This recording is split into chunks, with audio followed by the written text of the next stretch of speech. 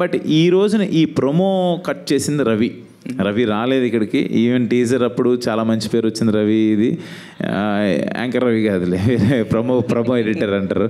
ఆ రవి రాలేదు, నా బ్రదర్ లాగా. బట్ ఈ కట్ కూడా చాలా బాగా చేశాడు. మీరు అన్న లేయర్స్ డౌట్ నాకు వచ్చింది, బట్ సినిమా చూసినప్పుడు అన్నీ ఉండవు, అన్నీ సెట్ అయిపోతాయి.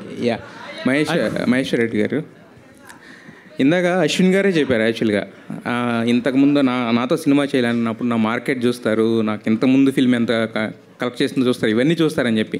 సో ఈ మార్కెట్ లెక్కలన్నీ వేసుకున్న తర్వాత ఇప్పుడు చూస్తేనేమో ట్రైలర్ చాలా గ్రాండియర్గా ఉంది.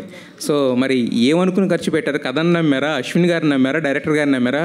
మీరు ఇంత ఖర్చు పెట్టి చేయడానికి, ఇంత గ్రాండియర్గా రావడానికి ఏం నమ్మారు మీరు? మెయిన్ కథను, శివుణ్ణి, మా గురువు రాజకృష్ణుడు, ముగ్గురిని నమ్మి చేసిన.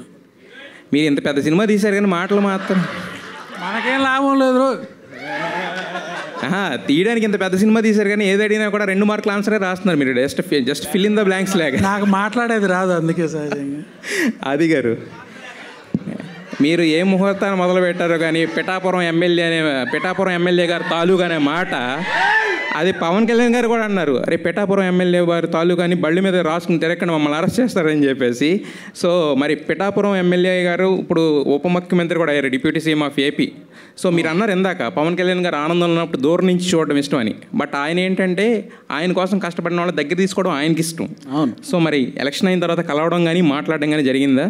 అంటే క్యాజువల్గా కలిసి మాట్లాడడం అవి జరిగి అవి ఎప్పుడూ జరుగుతుంటాయి, ఎలక్షన్ ముందైనా ఎలక్షన్ తర్వాత అయినా. ఒకటి ఈ పొలిటికల్గా కూడా ఇన్వాల్వ్ అవ్వడానికి ఒకటే రీజన్ అండి. పవన్ కళ్యాణ్ గారు కూడా మన సినిమాకి సంబంధించిన వ్యక్తి, ఒక నిజాయితీ గల వ్యక్తి. అలా రాజకీయాల్లోకి వెళ్ళి అంత కష్టపడుతున్నప్పుడు ఒక సినిమా వాడిగా మనం కూడా సపోర్ట్ చేయాలి కదా, ఆ ఉద్దేశం ఉంది.